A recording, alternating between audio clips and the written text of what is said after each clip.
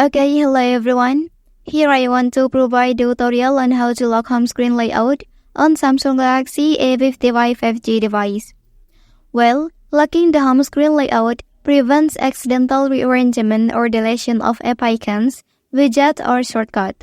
This ensures that your home screen remains organized and personalized according to your preferences. So how to do that? Let's go to the tutorial. Okay, first thing first, enter the settings on your device. Well, so now scroll down and select home screen option. And find lock home screen layout. Okay, after that, turn the toggle on. Okay, that's the tutorial on how to lock home screen layout on Samsung Galaxy A55 5G device. If you are helped by this video, don't forget to like and subscribe to get other information from this channel. Thank you.